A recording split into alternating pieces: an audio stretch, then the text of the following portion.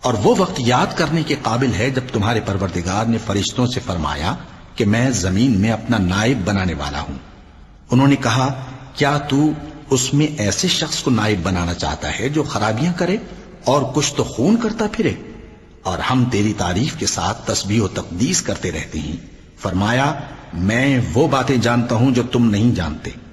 اور اس نے آدم کو سب چیزوں کے نام سکھائے، پھر ان کو فرشتوں کے سامنے کیا اور فرمایا کہ اگر سچے ہو تو مجھے ان کے نام بتاؤ۔ انہوں نے کہا تو پاک ہے، جتنا علم تو نے ہمیں بخشا ہے اس کے سوا ہمیں کچھ معلوم نہیں، بے شک تو دانا ہے، حکمت والا ہے۔ تب اللہ نے آدم کو حکم دیا کہ آدم تم ان کو ان چیزوں کے نام بتاؤ۔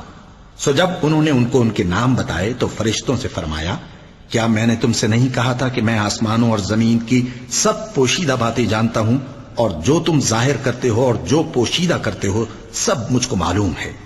اور جب ہم نے فرشتوں کو حکم دیا کہ آدم کے آگے سجدہ کرو تو وہ سب سجدے میں گر پڑے مگر شیطان نے انکار کیا اور غرور میں آ کر کافر بن گیا۔ اور ہم نے کہا کہ اے آدم تم اور تمہاری بیوی بہشت میں رہو اور جہاں سے چاہو بے روک ٹوک کھاؤ پیو، لیکن اس درخت کے پاس نہ جانا نہیں تو ظالموں میں ہو جاؤ گے۔ پھر شیطان نے دونوں کو اس درخت کے بارے میں پھسلا دیا اور جس عیش و نشاط میں تھے اس سے ان کو نکلوا دیا۔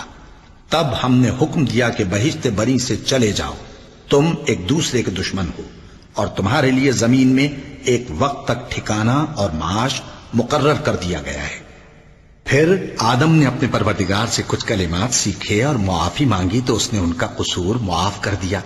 بے شک وہ معاف کرنے والا ہے، بڑا مہربان ہے۔